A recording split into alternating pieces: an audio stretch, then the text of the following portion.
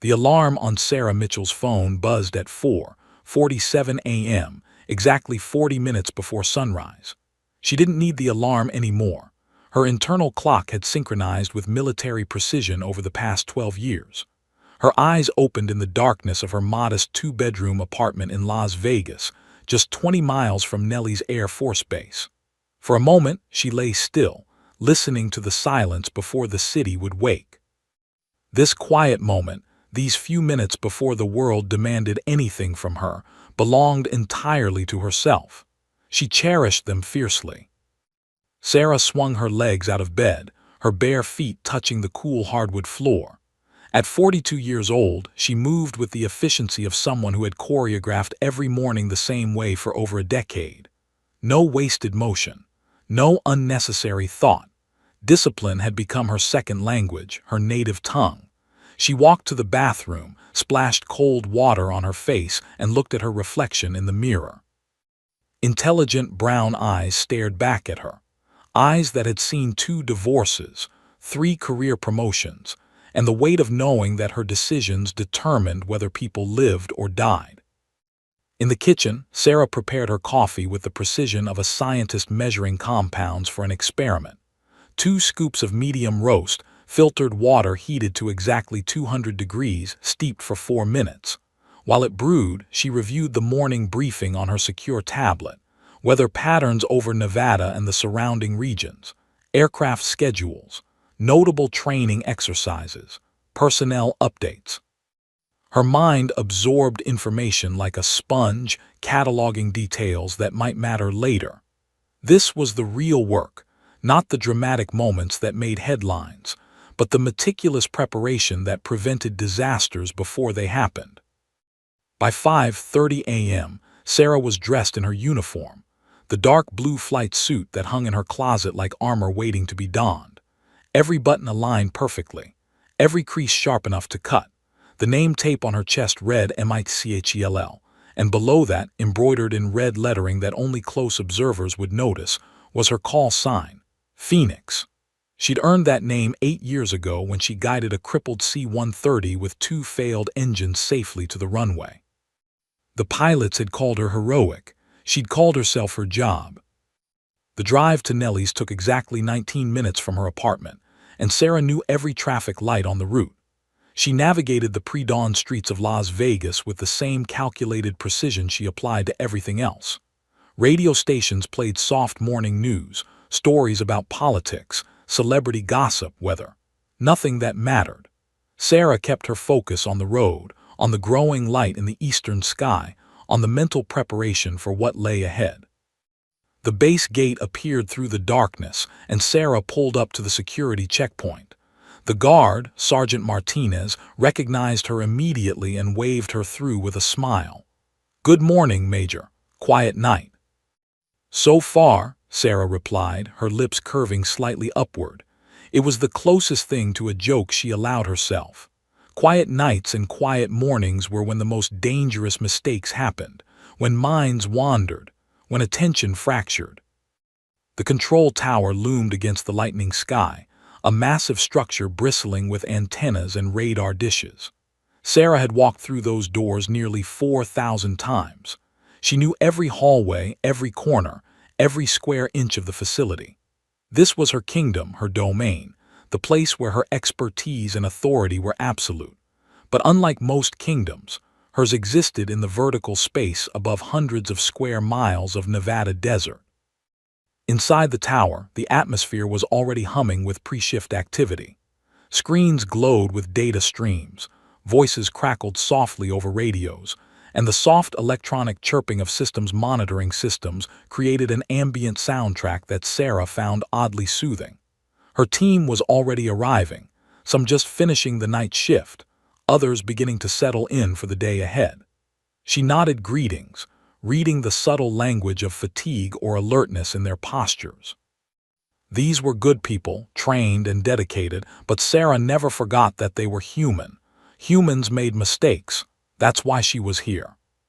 Sarah climbed the stairs to the main control room where the real magic happened. Her chair, positioned at the center of a curved console, awaited her.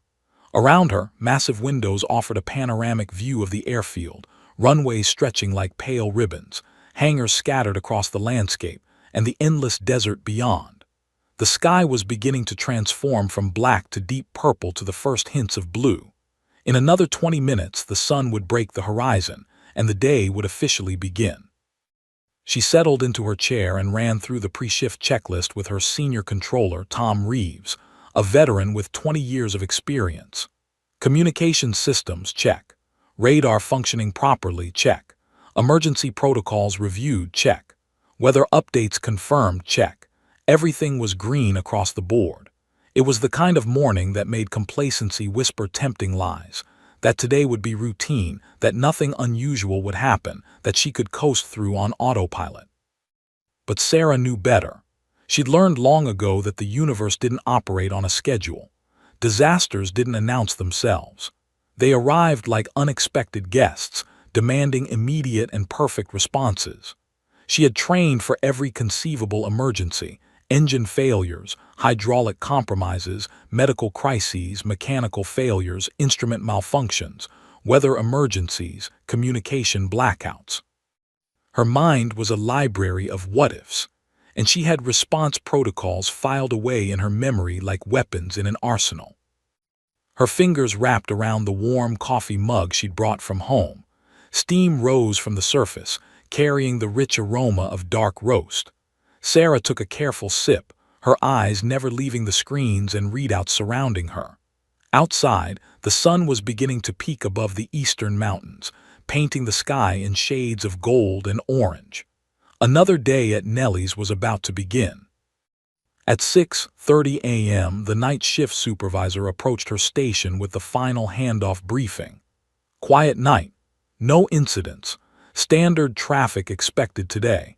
We've got 3 training squadrons scheduled, some cargo runs, and the usual rotation of test flights. Should be a normal Friday. Sarah nodded slowly, taking in the information. Normal Friday. She'd heard those words hundreds of times before, and yet something in her chest tightened. Something in her intuition, that subtle, inexplicable sixth sense that had saved her career multiple times, whispered that this particular Friday carried an electric charge. Call it premonition. Call it instinct.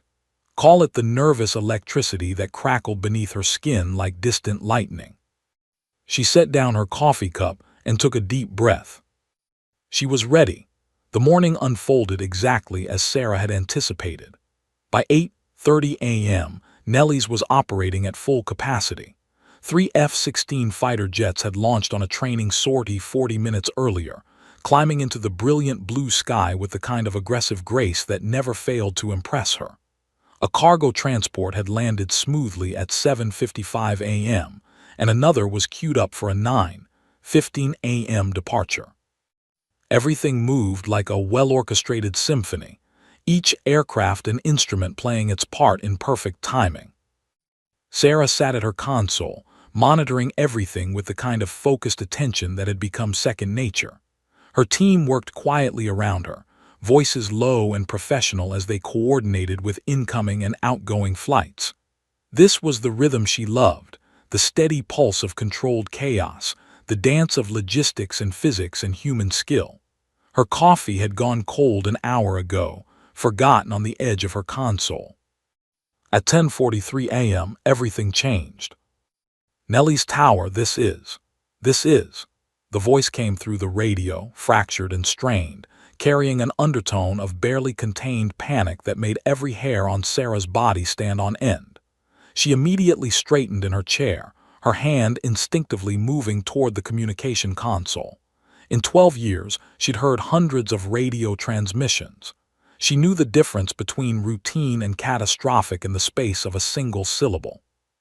"Go ahead, aircraft calling Nellie's," Sarah replied, her voice steady and calm despite the sudden spike in her adrenaline. "Identify yourself." "Nellie's Tower, this is Lifeguard 27. We are a medical transport helicopter, rotor wing." The pilot's voice cracked slightly. "We have multiple system failures. We are in a canyon approximately 30 miles northeast of your position, and we are—" He paused, and Sarah heard the sound of alarms blaring in the background. We are losing hydraulic pressure. Fast. Sarah's mind immediately began calculating. Lifeguard was the call sign for medical transport flights, critical organ transfers, emergency evacuation of patients in dire condition. A canyon 30 miles northeast meant the helicopter was outside her immediate controlled airspace, in a region where terrain dominated and options became severely limited. Hydraulic failure in a helicopter wasn't a problem. Hydraulic failure in a helicopter over mountainous terrain with a time-critical patient aboard was a nightmare scenario. Lifeguard 27, copy your last, Sarah said, her voice carrying the kind of authority that made her team snap to attention. I need current altitude, heading, and condition of your patient. Current altitude 2,000 feet and descending, heading 170, the pilot responded, speaking faster now. Our patient is a donor heart, 22-minute transport window from harvest site to receiving hospital. Nellie's was supposed to be our refuel stop, but we're not going to make it there. We're losing hydraulic control on the cyclic. Instruments are intermittent. GPS just went offline. Sarah's fingers flew across her keyboard, pulling up topographic maps of the area northeast of the base. The terrain was brutal, mountain ridges, deep canyons, scattered with desert vegetation and boulders. Finding a safe landing zone in that landscape would be like finding a needle in a haystack. And the pilot was losing instrumentation, which meant he was flying increasingly by feel and sight alone. Lifeguard 27, what is your current fuel state? Sarah asked, already knowing the answer was going to be bad. There was a pause that lasted 3 seconds but felt like 30. We have approximately 12 minutes of fuel remaining if we maintain current speed and altitude, maybe 14 if we glide. But Major, we are losing control authority. I don't know how much longer I can keep this aircraft stable. Sarah's mind raced through the options with crystalline clarity. The helicopter needed a landing zone. The nearest controlled airfield was Nellie's, but it was too far away. The aircraft wouldn't make it. There were civilian airstrips scattered across Nevada, but none of them were closer.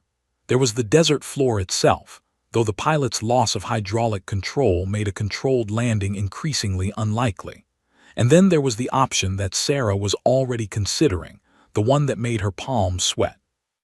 Lifeguard 27, have you got visual on any suitable landing areas?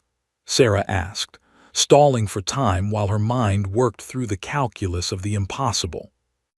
Negative tower, I'm in a canyon. Terrain is all rock and scrub. I need to get higher, get out of this canyon, find some flat ground. The pilot's voice carried desperation now, the mask of professional composure cracking slightly. I'm Captain James Chen, by the way, former Air Force. I know what I'm doing, but I'm going to need your help to survive this. Sarah felt something shift in her chest. A donor heart. A 22-minute window. A trained Air Force pilot who had the skills to handle this but not the tools, and a patient who depended entirely on strangers to make the right decisions. She pulled up the flight schedule, her eyes scanning the day's operations. There it was. At 10:55 a.m., in exactly 12 minutes, Viper flight was scheduled to conduct bombing operations in the desert region directly northeast of the base. For A-10 Warthog attack aircraft, heavily armed and operating in low-level bombing, runs through the exact airspace where the Lifeguard helicopter was currently spiraling toward the ground. Lifeguard 27, stand by, Sarah said. Her mind was crystallizing around the only option that might work. It was dangerous. It violated standard operating procedures. It put multiple military assets at risk. But the alternative was watching a man die, and potentially the person waiting for that donor heart at the hospital. She turned to Tom Reeves, her senior controller. We need to contact Viper Flight immediately and abort their exercise. I'm authorizing an emergency landing corridor through active bombing range airspace. Tom's eyes widened. Ma'am, that's not standard protocol. We'll need to contact command. We don't have time, Sarah interrupted, her voice cutting through his objection like a blade. That helicopter is going to be on the ground in less than 15 minutes, and it won't be a controlled landing. Either we clear the airspace and give them a fighting chance, or we let people die because we followed procedure." She turned back to her radio console, her fingers poised over the communication switches. The weight of the decision settled on her shoulders like a physical force. This was the moment. This was the split second that separated routine from legendary, safe from dangerous, by the book from revolutionary. Lifeguard 27, I am clearing a direct approach corridor to a plateau landing zone at coordinates. She rattled off the numbers, her voice steady as steel. We are going to get you down safely. I am personally taking control of your descent. There was a moment of silence, and then Captain Chen's voice came back, stronger now. Nellie's Lifeguard 27, we are ready to execute your instructions. Thank you. Sarah keyed the frequency for Viper Flight and took a deep breath. Viper Flight, this is Nellie's tower. I need you to abort your exercise immediately. Captain Derek Ghost Patterson was in his element. The 4 Warthog attack aircraft of Viper Flight were screaming across the Nevada desert at 200 knots, their massive shadows sweeping across the red rocks and sandy plains below like predatory birds hunting prey. Ghost sat in the lead aircraft, his gloved hand steady on the control stick, his eyes locked on the target markers displayed on his heads-up display. The weight of the aircraft around him, 30,000 pounds of armored fuselage, twin turbofan engines, and precision-guided weaponry, felt like an extension of his own body. Viper Flight, we are 30 seconds to target run, Ghost transmitted to his squadron, his voice carrying the kind of calm that came from 500 combat hours and a natural aptitude for flying that bordered on supernatural. Weapons armed. Run parameters confirmed. Let's make this a clean pass. 3 voices crackled back in succession. Viper 2 ready. Viper 3 ready. Viper 4 ready. These were his people, his pilots. Ghost had trained with each of them for 18 months. He knew their tendencies, their strengths, their weaknesses. Captain Marcus Reaper Hayes flew Viper 2 aggressive, sometimes too aggressive but brilliant when it came to precision targeting. Viper 3 was Captain Jennifer Phantom Valdez, the first woman to make it into the A-10 pilot roster at Nellie's, and one of the best shots Ghost had ever flown with. Viper 4 was Captain Robert Echo Morrison, the oldest of the group at 41, steady as granite and twice as reliable. The desert landscape below was familiar territory. They'd flown these bombing runs at least 40 times this quarter. The target range had been established for decades, a designated area where the Air Force could practice with live ordnance without threatening civilian populations. Ghost could trace the bombing pattern from memory, approach vectors, target markers, recovery heading back to base. It was as routine as they came.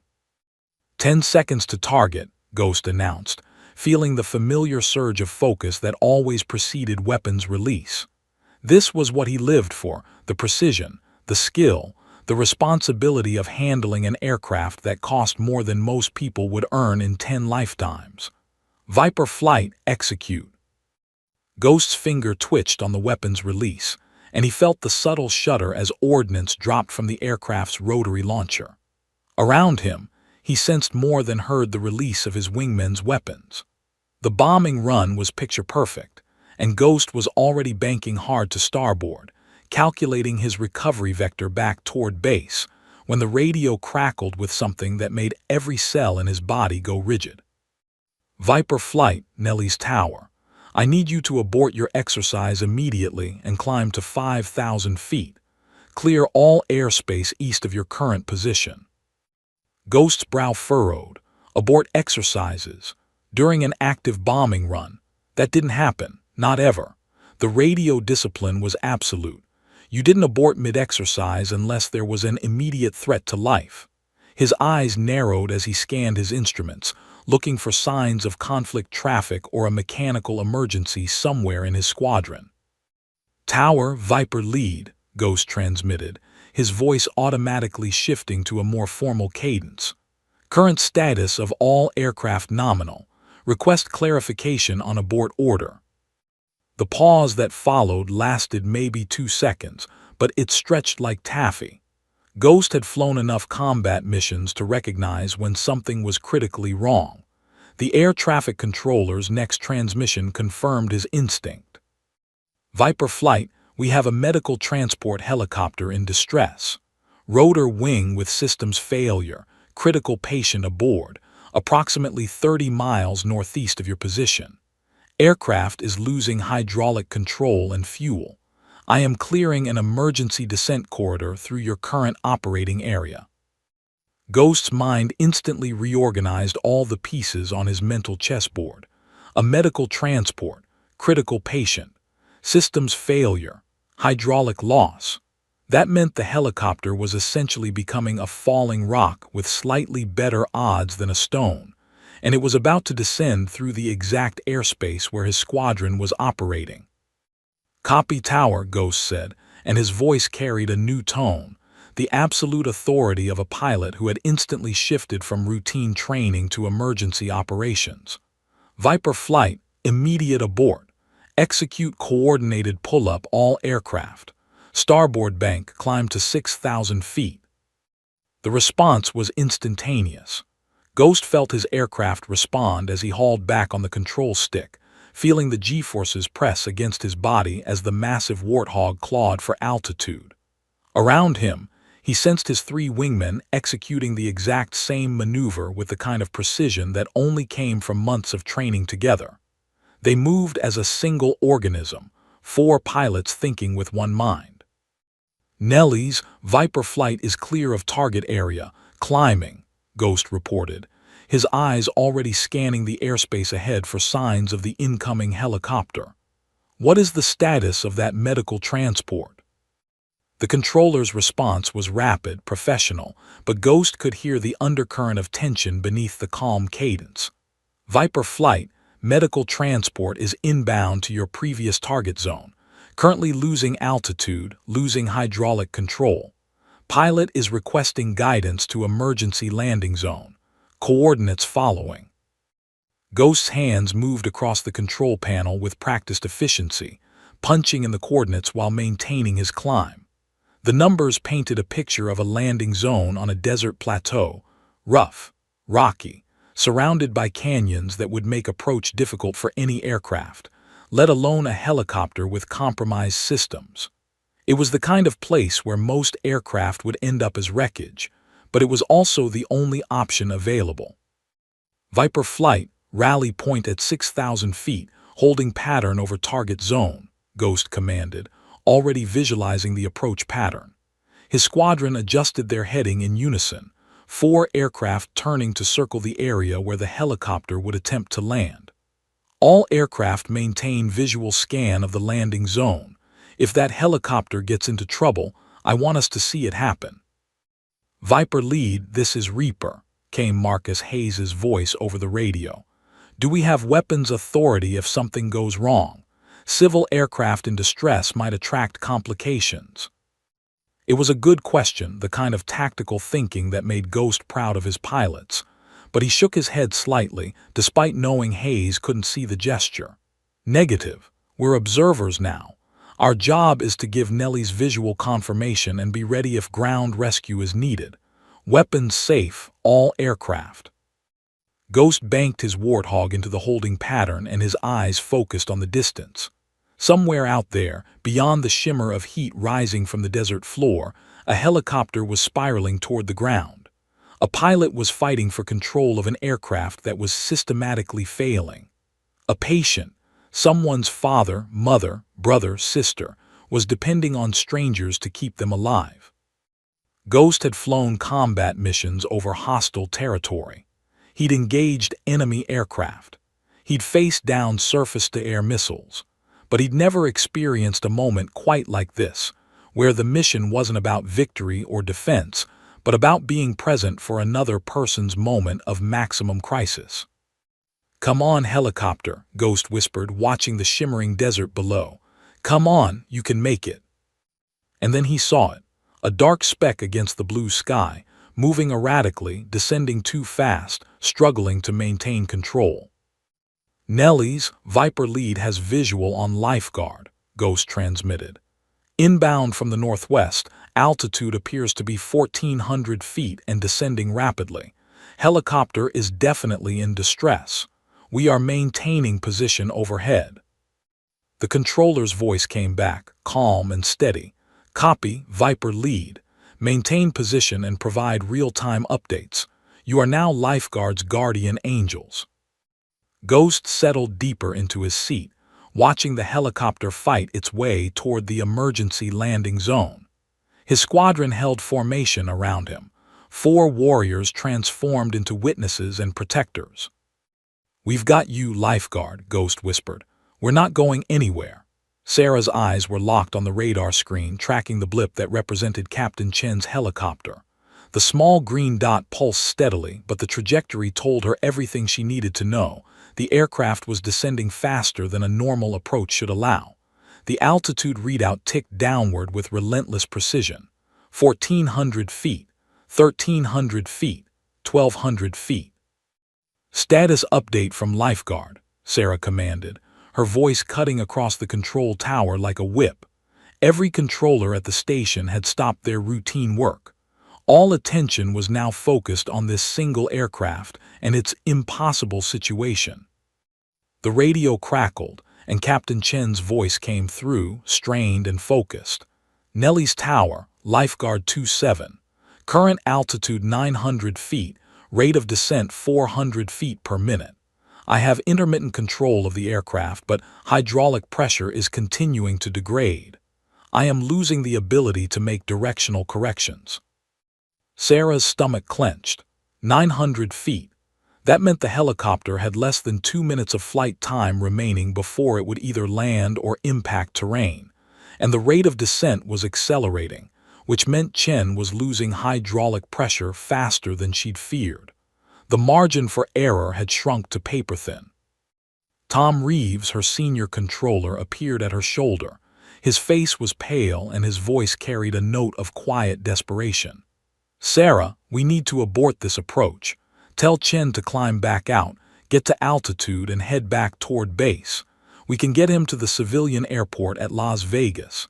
He'll have more time, more options." It was logical. It was safe. It was the textbook response.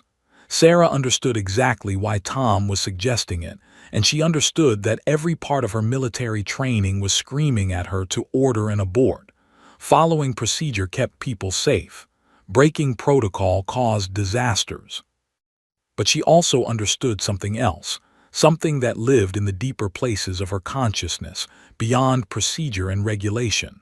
The patient aboard that helicopter wasn't a statistic. The donor heart wasn't a hypothetical. Somewhere in a hospital, someone was waiting. Someone was praying. Someone was about to receive a second chance at life, or they were about to lose everything. Sarah's hands trembled slightly as she reached for the communication console. She took a deliberate breath, holding it for a count of 4, then exhaled slowly. The trembling stopped. Her hands steadied. When she spoke, her voice was ice and iron. "Negative on the abort, Tom," Sarah said quietly. "Get me updated terrain data for the plateau landing zone. I want to know every rock, every ridge, every obstacle within a mile of that location." "Sarah," Tom started, but she cut him off with a glance. "That's an order," she said, and there was no arguing with the tone. Sarah turned back to her radio console, her mind crystallizing around the only path forward. The helicopter was not going to make it back to base. It was not going to reach Las Vegas. The fuel calculation was simple mathematics, and mathematics never lied. Chen had minutes, not hours, minutes. "Lifeguard 27, I need you to focus on getting to the plateau landing zone we discussed," Sarah transmitted, her voice carrying the kind of calm authority that inspired confidence even in desperate circumstances. "I am going to guide you down. I need you to trust me." There was a pause. Sarah could almost hear Captain Chen's mind working through the options, wrestling with the decision to trust his life and his patient's life to the voice of a woman he'd never met. Nellie's lifeguard copies, Chen finally responded. I'm going to trust you, Major. What do you need me to do? Sarah's fingers moved across her keyboard, pulling up every piece of data she could access about the landing zone. Satellite imagery, topographic surveys, wind patterns. The plateau was rough, rocky, surrounded by dangerous terrain, but it was flat enough. Barely. If Chen could get the helicopter down without losing control completely, he might walk away from this. Lifeguard 27, your landing zone is 2 miles due northeast of your current position, Sarah began, speaking with the precision of someone guiding a scalpel through delicate surgery. The plateau is approximately 300 meters long and 200 meters wide. Surface is rocky but relatively flat. Wind is currently from the southwest at 8 knots. You are going to descend on a heading of 045 degrees. Sarah's eyes flicked to the radar screen. 800 feet, 700 feet. The rate of descent was still accelerating. Captain Chen, I need you to reduce your descent rate, Sarah commanded. You're coming down too fast. Ease back on the collective gently. If you drop it too quickly, you'll lose lift entirely. Copy, reducing descent rate, Chen replied. His voice had shifted, no longer panicked but focused. He was a pilot now, not a man in crisis. That shift might save his life. But as Sarah monitored the aircraft's trajectory, she realized something that made her blood run cold. The landing zone was clear, yes, but positioned between the helicopter's current location and that landing zone was a narrow canyon with steep rock faces. If Chen descended in a straight line toward the plateau, he would strike those rocks. The helicopter would become scrap metal and tragedy. Sarah's mind raced through options with the speed of a chess grandmaster calculating multiple moves ahead. She could order Chen to climb and circle around the canyon, but his fuel situation wouldn't allow for that. Every second, every unnecessary maneuver was burning precious fuel. She could order him to land in the canyon itself, but that would be almost certain death. The canyon floor was strewn with boulders and debris. Or she could do something that made her palms sweat and her heart hammer against her ribs. Lifeguard 27, I need you to make a course correction, Sarah said, and her voice carried a note that made Tom Reeves grip the edge of her console so hard his knuckles turned white. New heading 020 degrees. This will take you around the canyon. Nellie's, that heading will take me away from the plateau, Chen responded, confusion evident in his voice. I thought you wanted me. I know what I'm asking, Sarah interrupted, her voice steel. You're going to descend on heading 020. There is a secondary landing zone at coordinates. She rattled off numbers that she'd been calculating in real time, coordinates for a flat stretch of desert floor beyond the canyon, a location that was slightly farther from the plateau but completely clear of obstacles. That location is clear. You can put down there. Tom Reeves's voice was urgent. Sarah, that secondary location is in the restricted airspace south of the bombing range. We haven't cleared that area. Sarah's jaw clenched. She knew exactly what she was doing. The secondary landing zone was technically outside the bombing range, but it was close. Too close. If any remaining ordnance had failed to detonate properly, if there were unexploded bombs in that area, if anything went wrong. Acknowledge new coordinates, Captain Chen, Sarah said, making the decision that would define her career. You have the skills to make this work. You have the fuel to make this work. All I need you to do is trust me and fly the aircraft. There was a moment of silence. Sarah could feel the weight of every eye in the control tower on her. This was the moment. This was the choice that separated safe from necessary, procedure from miracle. Nellie's Lifeguard 27, Captain Chen's voice came through, calm and resolved. New heading 020 confirmed. I'm going to trust you, Major. Let's bring this bird home. Sarah closed her eyes for just a fraction of a second. Then she opened them and began the most critical guidance of her career. Lifeguard, descend to 400 feet and maintain 020 heading. I have you on radar. You are going to make it. I promise you that. Time compressed into something surreal and crystalline. In the control tower, Sarah's world had narrowed to the radar screen, the radio frequencies, and the voice of Captain Chen coming through her headset. Every other sound faded to background noise. Every other concern evaporated. There was only this moment, this aircraft, this impossible descent. "Lifeguard, maintain current heading," Sarah transmitted, her voice carrying an almost hypnotic quality, steady, confident, utterly certain. "Current altitude 400 feet. You are 1 mile from the landing zone. Everything is proceeding perfectly." The radar blip continued its downward trajectory. 390 feet, 380 feet. The rate of descent had stabilized at approximately 300 feet per minute. Sarah's calculations said Chen had roughly 90 seconds before touchdown. 90 seconds to navigate terrain, maintain control of a failing aircraft, and execute one of the most difficult landings of his life. "Sarah, what about Viper flight?" Tom Reeves whispered urgently, his voice carrying the weight of a concern she'd been consciously avoiding. "We haven't confirmed they're clear of the secondary landing zone. If Chen descends into that area and the A-10s are still in the vicinity." "They're clear," Sarah said with absolute certainty, though part of her knew she was gambling with lives. "Ghost and his squadron are professionals. They'll understand what I'm doing." But even as she said the words, Sarah wasn't entirely sure. She'd made an unorthodox call, ordering the A-10s to hold position in the upper airspace while she guided a helicopter down through territory that was technically still within their operating zone. It violated standard operating procedures in multiple ways. It created risk scenarios that training manuals explicitly warned against. If something went wrong, if the helicopter clipped an A-10, if there was a mid-air collision, if anything went catastrophically wrong, the fault would fall squarely on her shoulders. Sarah pushed the thought away. Second-guessing herself now would be fatal. She keyed her radio again. "Viper lead, confirm your current position and altitude," Sarah commanded. Ghost's voice came back immediately, professional and controlled. "Nellies, Viper flight is maintaining 6,000 feet, holding pattern at coordinates specified. All 4 aircraft accounted for. We have visual on Lifeguard. Aircraft appears to be on approach vector toward the secondary landing zone."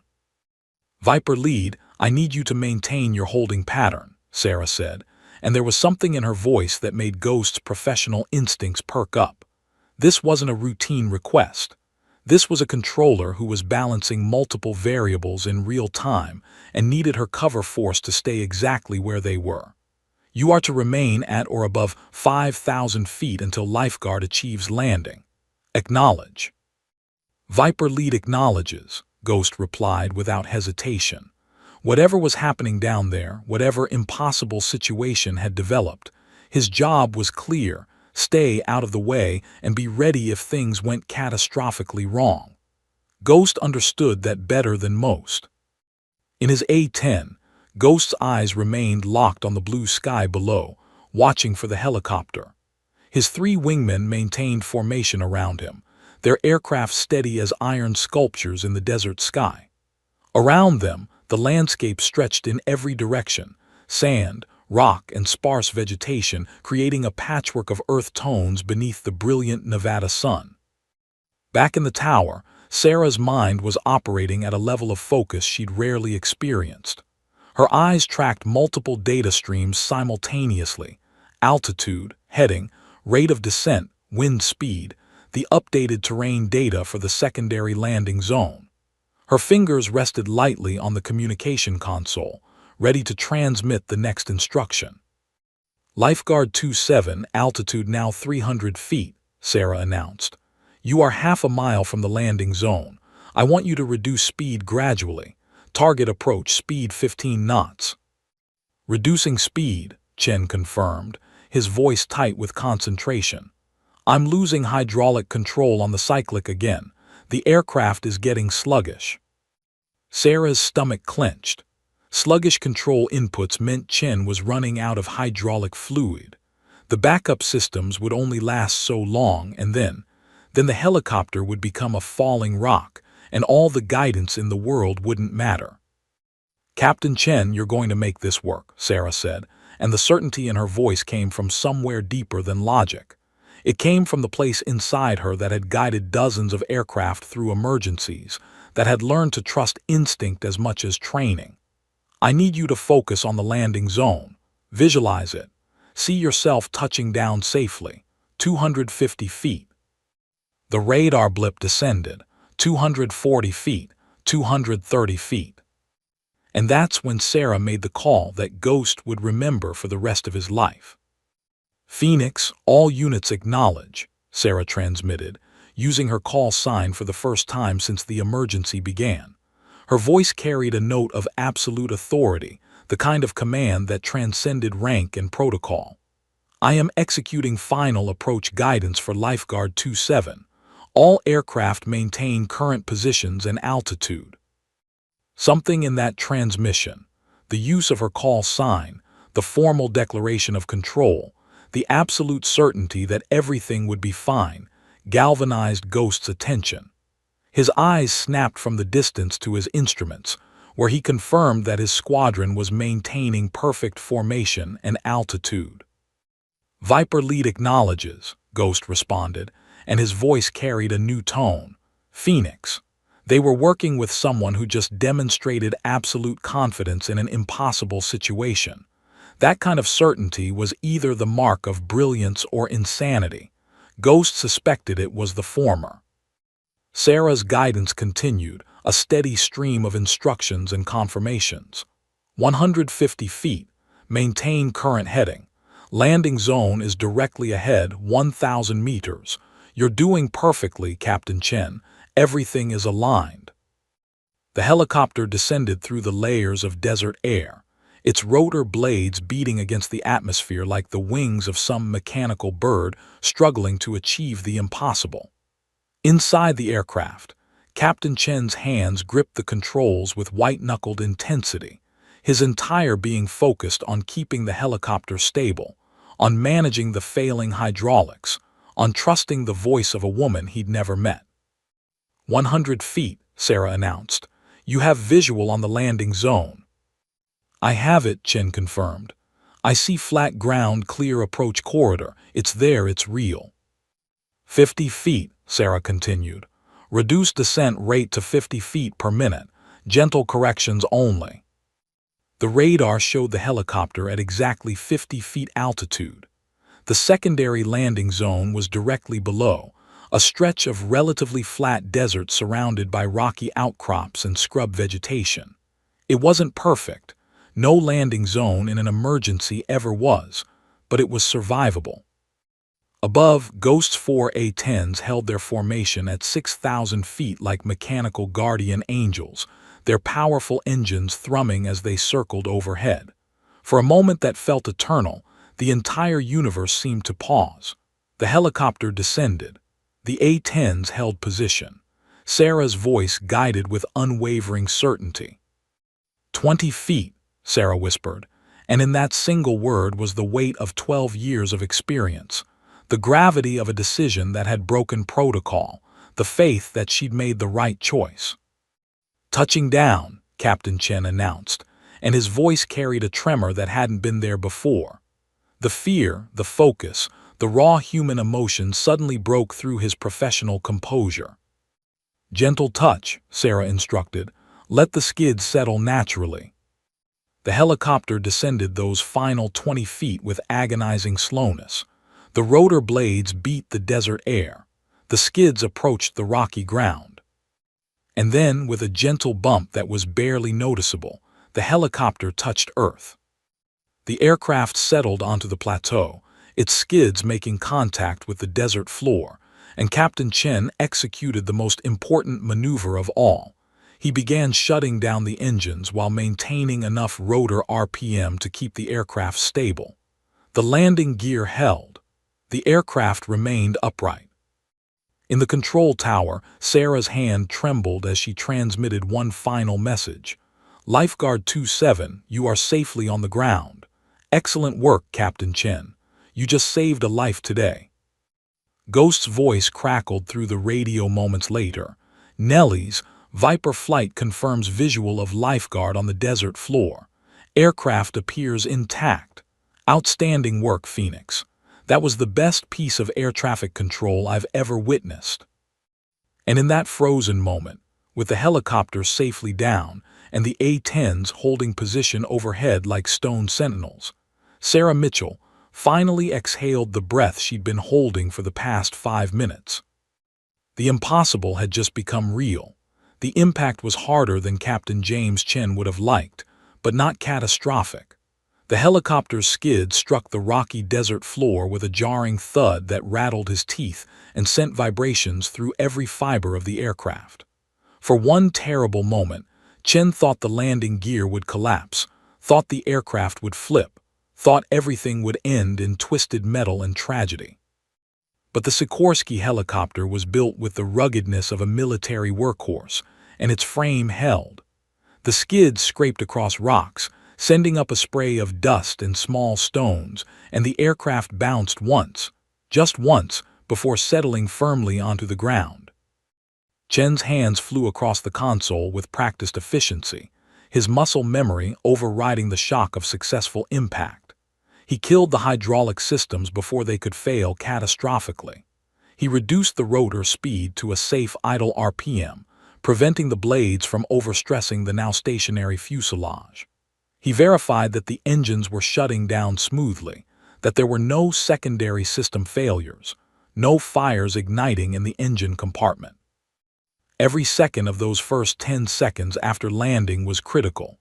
One mistake, one oversight, and the miracle could still transform into tragedy. "Shutdown complete," Chen announced, his voice shaking slightly as he realized the magnitude of what had just happened. "We are safely on the ground." Inside the medical compartment behind the cockpit, Dr. Patricia Morrison and her surgical nurse, Michael Torres, had endured those final seconds of descent with their hands locked around the transport pod containing the donor heart. The container was insulated, temperature-controlled, and monitored by a sophisticated array of sensors and life support systems. But in that moment, as the helicopter descended erratically and the rate of descent accelerated, all of those systems felt fragile and inadequate. "Hold tight," Patricia had shouted to Michael as the aircraft lurched sideways. "Just a few more seconds." The impact threw them both forward slightly, straining against their harnesses. The transport pod shifted in its mounting, and for one heart-stopping moment, Patricia thought they were going to lose it, but the restraints held. The pod remained secure. And then, blessed silence. No more engine noise, no more rotor blade vibration, no more the terrible sound of hydraulic systems failing. Patricia looked at Michael, her eyes wide. His face was pale and sweat beaded on his forehead. Without speaking, they both turned their attention to the transport pod, running a rapid visual inspection. All systems appeared to be functioning. The heart inside, someone's father, someone's husband, someone's precious gift, remained viable. "Patient status is maintained," Patricia transmitted to Captain Chen in the cockpit. "No apparent damage to the transport pod. Life support systems all green. We made it."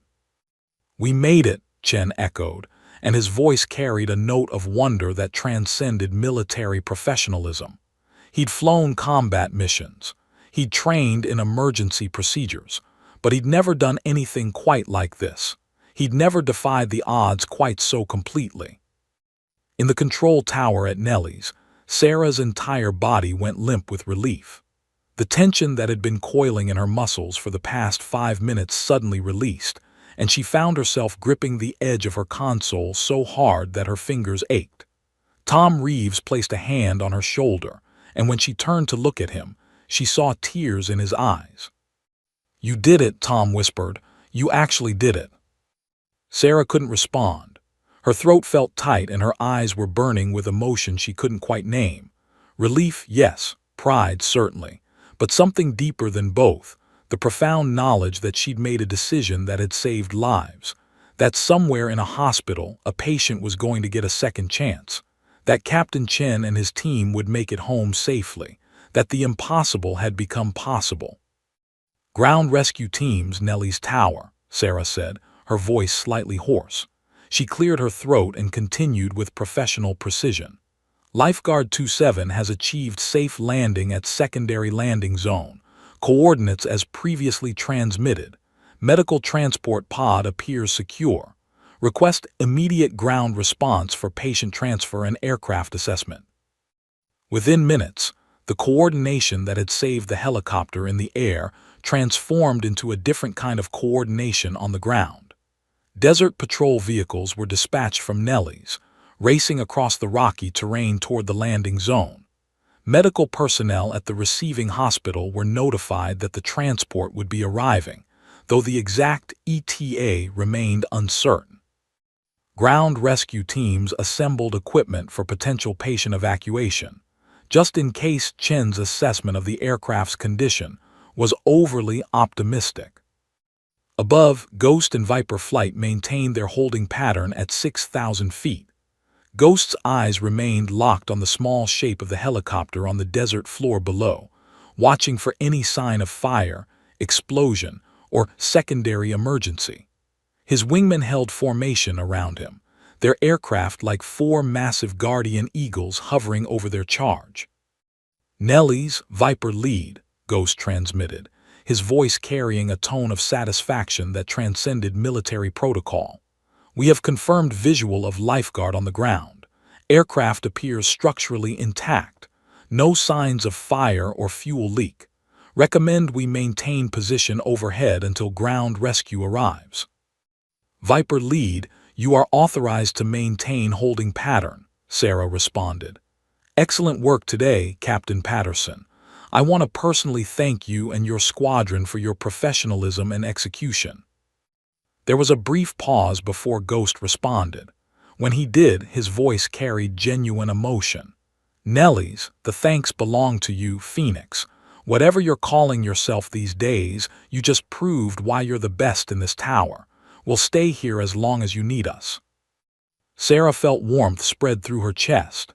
She'd worked with Ghost, Derek Patterson, for the past 3 years, and they developed the kind of professional respect that came from countless successful operations. But this moment, this crisis, had forged something deeper. They danced with death together and won. 20 minutes later, the first ground rescue vehicle appeared on the horizon, a cloud of dust trailing behind it as it raced across the desert toward the landing zone. Captain Chen, watching from the cockpit, transmitted a status update. "Rescue vehicle approaching. Medical team in transport pod is stable. We're ready for patient transfer." Patricia and Michael had already begun the preliminary procedures for transitioning the donor heart to the ground-based medical team. The transport pod was being carefully prepared for transfer, its systems verified one final time. Patricia found herself thinking about the person who was waiting for this heart, about their family, about the second chance that was about to be given. As the rescue vehicle pulled up beside the helicopter, kicking up clouds of dust that momentarily obscured the scene, Sarah received a radio transmission from Captain Chen that made her close her eyes briefly. "Nellie's Tower, Lifeguard 27, Chen said, his voice steady and grateful. "On behalf of myself, my medical team, and the patient we're carrying, I want to thank you for saving our lives today. You gave us hope when hope seemed impossible. Whatever you need, whatever I can do to repay that, it's done." Sarah's voice came back soft but clear. "Captain Chen, the best repayment is watching that patient wake up in a hospital bed and hug their family. That's all the reward I need." The transfer of the transport pod to the ground rescue team took less than 5 minutes. Patricia and Michael remained with the pod as it was loaded into the rescue vehicle, their hands steady despite the adrenaline still coursing through their veins. The vehicle's engine roared to life, and it began the rapid drive back toward Las Vegas and the hospital waiting for its precious cargo. Above, Ghost watched the rescue vehicle depart, saw the helicopter secure on the ground with no signs of imminent danger, and finally transmitted the message Sarah had been waiting for. "Nellie's Viper flight is cleared for return to base. Mission accomplished." In the tower, Sarah took a deep breath and allowed herself a small smile. The emergency was over. The impossible had been achieved. And somewhere in the desert, a miracle had just come to ground. The news broke at 12:47 p.m., less than 2 hours after Lifeguard 27 touched down on the desert plateau. A local Las Vegas news station had caught wind of the emergency landing through scanner traffic monitoring, and before Sarah could even finish her official report, the first news trucks were racing toward Nelly's Air Force Base. By 3:00 p.m., the story had gone national. By 5:00 p.m., it had gone global. Air traffic controller executes miracle landing, screamed the headlines. Against all odds, how one woman saved a life, proclaimed another. Sarah Mitchell's face appeared on screens across the country, though the photographs were from her official military portrait, a picture she'd never particularly liked, where her expression seemed too stern, her gaze too intense. The media narrative wrote itself. A heroic air traffic controller who broke protocol to save lives, who trusted her instincts over procedure, who represented the best of American military values. Sarah hated it all. She sat in a conference room at Nelly's, surrounded by Air Force brass, public relations officers, and various military officials, listening to them discuss her extraordinary heroism and exceptional judgment under pressure. A full colonel was presenting a preliminary recommendation for a commendation medal. The hospital where the donor heart had been transplanted was calling for her to receive a civilian medal of honor. The recipient's family wanted to meet her. "We need to get ahead of the narrative," one of the PR officers was saying. A young woman named Captain Amanda Chen, who spoke with the kind of corporate efficiency that made Sarah want to scream. "Major Mitchell should do an interview with a major news outlet, 60 Minutes or 2020, so we can control the story before it becomes distorted by social media." "With respect, ma'am," Sarah said quietly, "I don't want to do interviews. I want to go back to my job." The room went silent. The Colonel Robert Harrison, base commander, turned to look at her with an expression of mild surprise. "Major Mitchell," he said carefully, "you realize what you've accomplished here. You've become a symbol. People need to hear from you. People need to understand." "I understand perfectly, sir," Sarah interrupted, and her voice carried the kind of authority that made even the colonel pause. "What I accomplished was my job. I'm an air traffic controller. That's what we do. We guide aircraft safely through the airspace. This particular case had higher stakes than usual, but the fundamental principle remained the same: maintain aircraft separation, guide pilots to safe landing zones, prioritize life preservation." Tom Reeves, who had been standing at the back of the room, allowed himself a small smile. That was Sarah Mitchell in a nutshell: pragmatic, focused, unwilling to accept credit for simply doing her job. But the world didn't care about Sarah's reluctance. The narrative had already been written.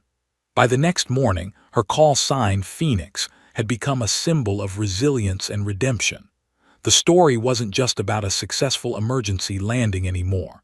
It was about a woman who'd trusted her instincts, who'd bent the rules for a higher purpose, who'd proven that sometimes the best outcomes came from breaking protocol when protocol failed. The recipient of the donor heart, a 42-year-old named Robert Martinez who'd been waiting on the transplant list for 14 months, woke up 5 days after the surgery. When his family was permitted to see him, his daughter, Elena, was the first to reach his bedside. She held his hand and cried, not because he was recovering successfully, but because he was alive. Because someone in a control tower had made the right decision at exactly the right moment. Elena wrote a letter to Sarah. "Dear Major Mitchell," it began, "my father tells everyone that you gave him his life back. He doesn't mean that metaphorically, he means it literally. Without you, without your decision, without your guidance, he would be dead. My siblings and I would have lost him. My mother would have lost her husband. And I want you to know that every morning when my father wakes up and takes a breath and experiences another day, that's your gift to him. That's your miracle. Thank you for seeing him as a person rather than a statistic. Thank you for believing that one life was worth breaking the rules for." Sarah read that letter in her office at the tower, with the door closed and her eyes burning. She read it 3 times. She kept it in a drawer at her desk, separate from the commendations and medals and official recognition. Because that letter, Alina's letter, meant more than anything else. 10 days after the landing, Sarah received a visitor. She was preparing for her afternoon shift when one of the junior controllers informed her that she had a guest in the lobby. When she came down, she found Captain Derek Patterson in full flight suit, standing with the kind of posture that suggested he'd just landed and headed straight to the tower. "Ghost," Sarah said, and her expression softened slightly. "What brings you here?" "Had some downtime between training flights," Derek said, but both of them knew that wasn't the real reason. He'd made a point to be here. "Thought I'd check on the woman who saved my day and 3 other pilots' days in one afternoon." They walked out onto the observation deck of the control tower, where the Nevada sky stretched endlessly in every direction. Aircraft moved in and out of Nellies with steady regularity, guided by controllers who would never know that one of their colleagues had just fundamentally altered what was possible in their field. "I've been thinking about that moment," Derek said quietly, standing beside Sarah as they watched the airspace. "When you called out with your Phoenix call sign and ordered us to execute that pull-up. I've replayed it in my mind 100 times, and every time I come to the same conclusion. If we'd hesitated for even 1 second longer, if we'd questioned your order, if we'd gone through the standard verification procedures, we would have collided with that helicopter. We were that close." Sarah nodded slowly. She'd done the same calculations, run the same simulations in her mind. The margins had been razor-thin. The outcome could easily have been tragedy instead of triumph. "But we didn't collide," Sarah said simply. "Because you're a professional, because your training allowed you to execute a difficult maneuver with precision, because in that moment we all chose to trust each other." Derek turned to look at her fully. "You broke protocol, you know. The secondary landing zone wasn't officially cleared. You ordered aircraft into airspace they weren't supposed to be in. By the book, what you did was wrong." "By the book, that helicopter would have crashed," Sarah replied. "By the book, Captain Chen and his medical team would be dead. By the book, the donor heart would never have reached the hospital. Sometimes the book is wrong. Sometimes saving a life requires the courage to break the rules." They stood in silence for a long moment, watching the desert sky and the invisible dance of aircraft, invisible to everyone except those in the tower who knew how to see them. "The Air Force is making a big deal out of this," Derek said finally. "They're already talking about changing protocols, about creating new emergency procedures based on what you did. Your decision is becoming doctrine." Sarah felt something shift in her chest, not quite fear, not quite pride, but something in between. Her decision, her choice to break protocol in that critical moment, was going to influence how thousands of air traffic controllers and pilots operated in the future. The implications were enormous. "That's the real miracle," Sarah said quietly. "Not the successful landing. The fact that we're going to learn from this. That we're going to change the system so that the next time someone faces an impossible choice, they'll have better tools, better procedures, better options." Derek smiled. "Phoenix rises from the ashes," he said. "Appropriate call sign for someone who transforms disasters into new beginnings." 6 months after the emergency landing that became known as the Phoenix Incident, Sarah Mitchell sat in a conference room at the Air Force Institute of Technology in Washington, D.C., preparing to brief senior military leadership on the new emergency protocols she'd helped develop. The room was intimidating. Generals, colonels, and policy makers filled the seats around the polished mahogany table. But Sarah had learned that titles and rank mattered far less than expertise and the willingness to speak truth. "The fundamental principle," Sarah explained, gesturing to the presentation on the screen behind her, "is that emergency protocols should prioritize life preservation over strict adherence to procedure. This doesn't mean abandoning safety regulations. Rather, it means creating a framework where controllers and pilots have the authority to deviate from standard procedures when the situation demands it, provided their decisions are documented and justified. General Margaret Sutherland, the Air Force Chief of Staff, leaned forward slightly. "You're essentially asking us to officially sanction rule-breaking under certain circumstances. How do we prevent that from becoming an excuse for reckless behavior?" "Training," Sarah replied without hesitation. "We establish clear criteria for when deviations are justified. We implement rigorous decision-making protocols. We require controllers to demonstrate understanding of both the rules and the principles behind them. The goal isn't to eliminate standards, it's to create standards that are flexible enough to handle the unexpected." Over the following months, Sarah's protocols were adopted across the U.S. Air Force and eventually integrated into commercial aviation standards as well. What had begun as one woman's impossible decision became doctrine, teaching material, and a fundamental shift in how the aviation industry thought about emergency management. The Phoenix Protocol, as it became known, emphasized the human element of decision-making while maintaining the rigor of military procedure. But the real measure of success wasn't in policy documents or training manuals. It was in the lives it saved. By the end of the first year, the new protocols had been credited with successfully resolving 4 similar emergency situations that would have previously resulted in catastrophic outcomes. Commercial airlines adopted modified versions of the procedures. Civilian air traffic control centers across the country began implementing the principles. What Sarah had done in those critical minutes, trusting her instincts, breaking protocol for a higher purpose, refusing to accept the limitations that procedure imposed, had become a model for decision-making in crisis situations across the entire aviation industry. Sarah was promoted to Chief of Air Traffic Operations for the entire Nellis complex, a position that came with expanded authority and responsibility. She used that authority to revolutionize how the base trained its controllers, implementing decision-making simulations that emphasized ethical reasoning alongside technical skill. She brought in psychologists who specialized in high-stress decision-making.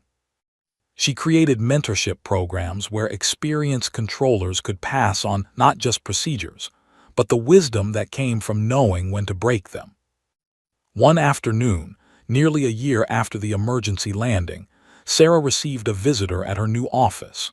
Captain James Chen arrived in civilian clothes, his military bearing still evident in his posture despite the passage of time. But there was something different about him, a lightness, a sense of peace that hadn't been there during their emergency radio communications. "Major Mitchell," Chen said, extending his hand. "I wanted to stop by and thank you in person. I'm being discharged from active duty next month. Honorable discharge, full medical benefits. I'm going to open a flight school for underprivileged kids in southern Nevada." Sarah shook his hand warmly, feeling genuine happiness at his news. "That's wonderful, Captain Chen. What inspired that decision?" "You," Chen said simply. "That day in the helicopter when everything was falling apart, you gave me hope. You treated me like someone worth saving. I want to do the same for others. Give kids who might otherwise never have the chance and opportunity to become pilots, to experience the kind of skill and purpose that flying offers." After Chen left, Sarah found herself thinking about the broader impact of that single moment. How one person's decision to trust another person's ability had created ripples that extended far beyond the immediate emergency. Captain Chen was now going to shape the lives of dozens, possibly hundreds of young people. Derek Patterson had been promoted to major and was using his experience to revolutionize A-10 training protocols. Patricia Morrison, the flight surgeon who'd protected the donor heart, had written a paper on critical decision-making in medical transport that had been published in The Lancet. And Robert Martinez, the recipient of the donor heart, had become an advocate for organ donation awareness. He'd started a foundation in his daughter Alina's name, Second Chances, that worked to increase organ donation rates across Nevada. The foundation's stated mission was to help other families experience the miracle that his family had experienced. 2 years after the emergency landing, Sarah stood in the auditorium at the Air Force Academy, preparing to deliver the commencement address to the graduating class. She looked out at the young officers in their dress uniforms, all of them beginning their military careers with idealism, determination, and hope. "You will face moments," Sarah told them, "where the rule book doesn't have an answer, where procedure fails, where the only path forward requires you to make a decision that isn't in the manual. In those moments, I want you to remember this: rules exist for a reason. They keep us safe. They create order from chaos, but rules are created by humans, and humans are fallible. There will be times when following the rule causes more harm than breaking it." She paused, letting her gaze sweep across the auditorium. "I'm not giving you permission to ignore protocol whenever it's inconvenient. I'm not encouraging recklessness or rebelliousness for its own sake. What I'm telling you is that sometimes, in those rare, critical moments when lives hang in the balance, you need the courage to trust your training, trust your instincts, and make the right decision even if it means breaking the rules. And when you do that, you need to be prepared to accept responsibility for your choice." After the speech, a young second lieutenant approached Sarah with a question in her eyes. "Ma'am, how do you know when that moment has arrived? How do you know when it's the right time to break the rules?" Sarah smiled. It was the exact question she'd asked herself 1,000 times since the Phoenix incident. "You'll know," Sarah said simply, "because you'll feel it. Your training will align with the moment. Your instincts will scream at you that this is the time, and you'll have to trust that feeling enough to act on it. The only way I can tell you to recognize it is to train yourself relentlessly so that when the moment arrives, your instincts are worth trusting." That evening, Sarah sat alone in her apartment, looking at the letter from Alina Martinez once more. She'd framed it and hung it on her wall, not as a monument to herself, but as a reminder of why the rules existed in the first place: to protect life, to preserve human dignity, to create a world where people could trust that their lives mattered. Her phone buzzed with a text message from Derek Patterson. "Saw your commencement speech. Still the best pilot I know, even if you never got wings." That was exactly what they needed to hear. Sarah smiled. She thought about that Friday morning almost 2 years ago when she'd sat at her console with a sense of dread and premonition. She thought about the moment when Captain Chen's voice had come through the radio, desperate and afraid. She thought about the impossible choice she'd made. And she realized that the greatest legacy wasn't the protocol changes or the policies or the training manuals. The greatest legacy was knowing that somewhere, someone was living a life they wouldn't have otherwise experienced. Somewhere, a father was hugging his daughter. Somewhere, children were learning to dream of flight. Somewhere, the ripples of one impossible decision were still spreading outward, touching lives in ways that Sarah would never fully know. She took a deep breath and looked out her window at the Nevada sky. The stars were brilliant tonight, and she imagined the invisible highways of air traffic above them, aircraft moving safely through the darkness, guided by controllers who'd learned that sometimes the best way to follow the rules was to know when to bend them. "Phoenix rises from the ashes," Derek had said. And so it had.